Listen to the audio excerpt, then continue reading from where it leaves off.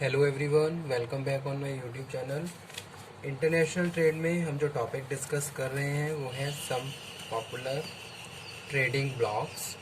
इसमें हमने last lecture में national the north America free trade agreement के बारे में डिस्कशन किया था और south Asian Association for Regional cooperation के बारे में डिस्कशन किया था। ठीक है, north America free trade agreement 3 countries के बीच एग्रीमेंट है जो कि है यूनाइटेड स्टेट्स, कनाडा और मैक्सिको। ठीक है, इसकी शुरुआत 1994 से की गई थी and this was initiated by the government of president George Bush. It is fundamentally a trade and investment agreement created with the view to reduce barriers in flow of goods, services and people among these 3 countries, United States, Canada and Mexico। ठीक है, तो जो naphtha का जो agreement हुआ था इन 3 countries के बीच हुआ था ताकि free flow of goods and services होके और इंटरनेशनल और फॉरेन बिजनेस को हम इफ़ेक्टिवली एफिशिएंसी के साथ प्रोसीड कर सकें।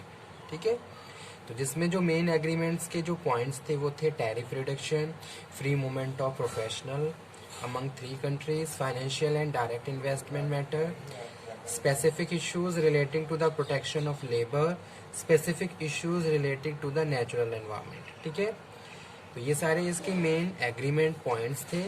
उसके बाद नेक्स्ट जो डिस्कशन किया था वो सार्क पे किया था। SAARC stand for South Asian Association for Regional Cooperation, जिसमें इंडिया भी एक मेन रोल प्ले करता है, मेजर पार्ट है, एक मेंबर है इस एसोसिएशन का।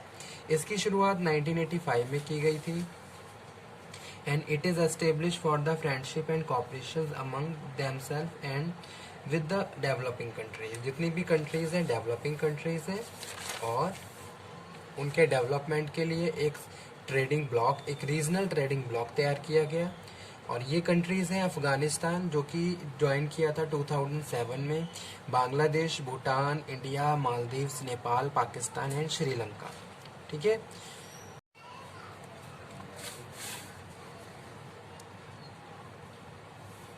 तो एम और objective of SAARC: welfare of the people of the South Asia, economic growth and social progress and the cultural development.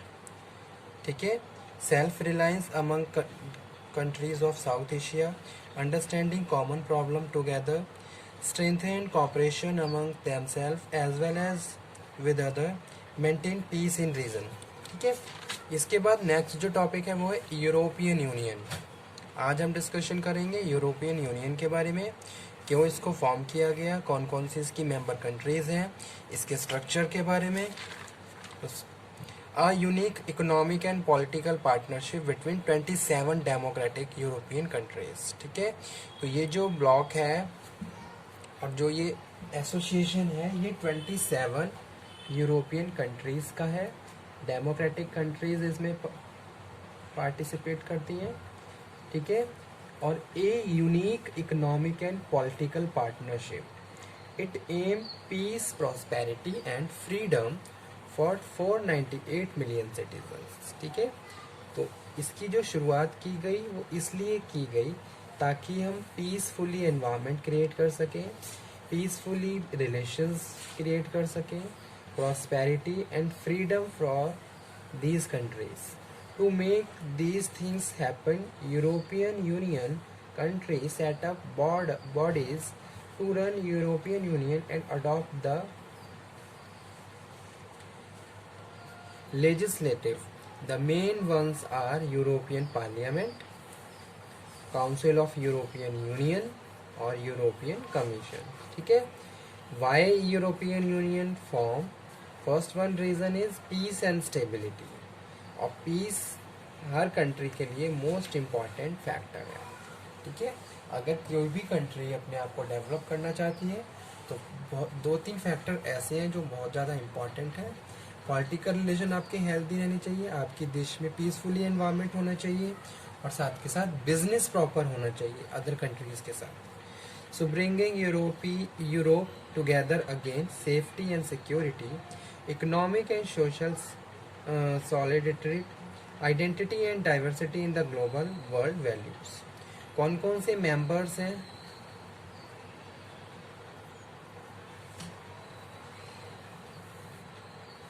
कौन कौन सी मेंबर यूरोपियन डेमोक्रेटिक कंट्रीज है जो इस एसोसिएशन का पार्ट है? तो फर्स्ट वन है Austria, Bulgaria,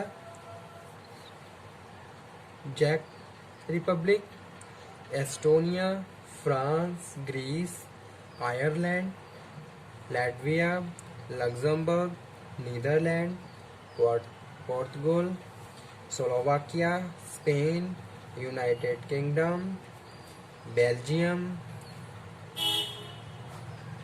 Cyprus, Denmark, Finland, Germany, Hungary, Italy, Lithuania, Malta, Poland, Romania, Slovenia, Sweden. तो ये सारी यूरोपियन कंट्रीज हैं जो यूरोपियन यूनियन का पार्ट है।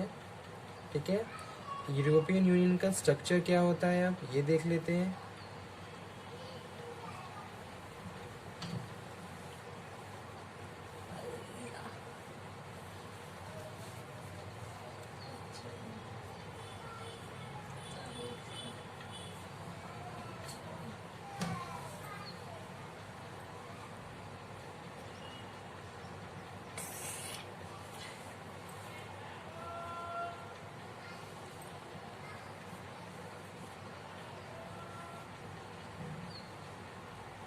European Parliament is made up of elected members of European Parliament.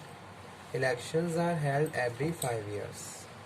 European Union is made up of the appointment of commissioners and European Union civil services.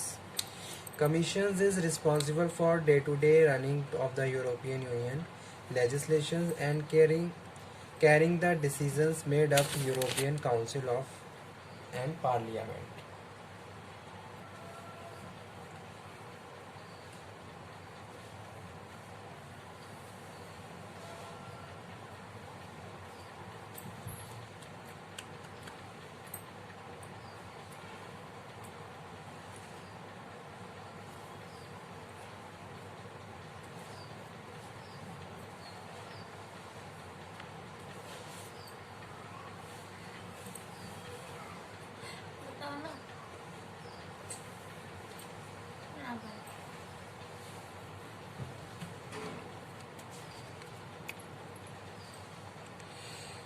तो ये structure है European union का। इस तरीके से international trade में हमने बहुत सारे टॉपिक्स कवर कर लिए हैं जो कि रिलेटेड है area of corporation, SAARC, naphtha,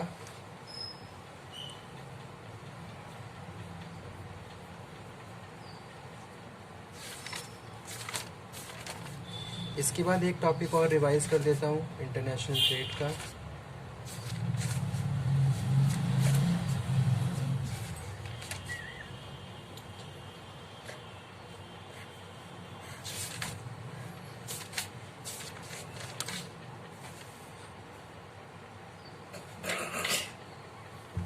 Foreign exchange.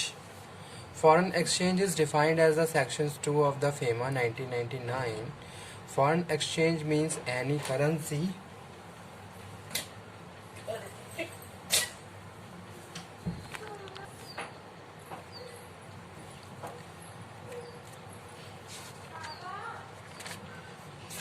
तो यहाँ पे हम बात करेंगे फॉरेन एक्सचेंज, जिसको फॉरेक्स भी बोलते हैं।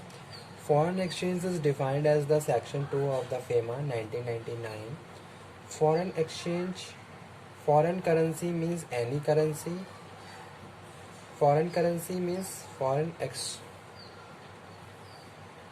foreign currency and include deposit, credit, balance payable in any foreign currency, bill of exchange.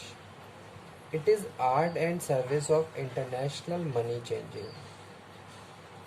Foreign exchange is the system or process of converting one national currency into another and transferring the ownership of many from one to another country.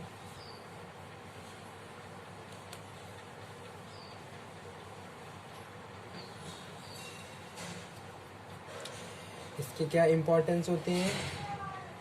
vital role in international trade in services, transfer of technology, global capital movement, international payment, developed powerful market. ठीक है, तो ये सारे importance हैं foreign exchange के। इससे international business और ज़्यादा इम्प्रूव हो जाता है, इंटरनेशनल बिजनेस प्रैक्टिसेस और ज़्यादा बढ़ जाती हैं, कंट्रीज़ को फ़ायदा होने लगता है। यानी कि एक तरीके से प्रॉपर बैलेंस ऑफ ट्रेड रहेगा तो उसका एक positive impact economy of country पे पड़ता है। Trade in services, transfer of technology, technology को ट्रांसफ़र कर रहे हैं, बहुत सारी कंट्रीज ऐसी हैं।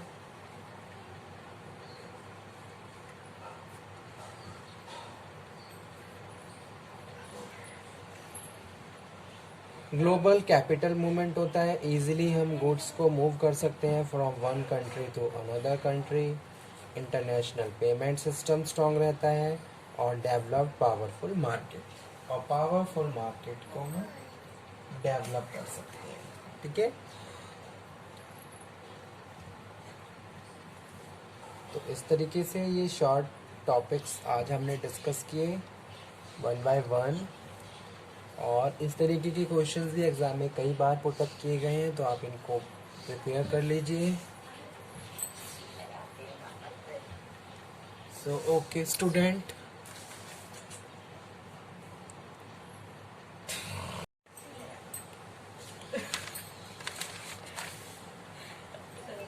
Okay student, thank you very much. अगर आपको कोई डाउट हो, कोई क्वेरी हो, कोई डिस्कशन आपको करना हो तो आप दोबारा से कर सकते हो। Thank you very much.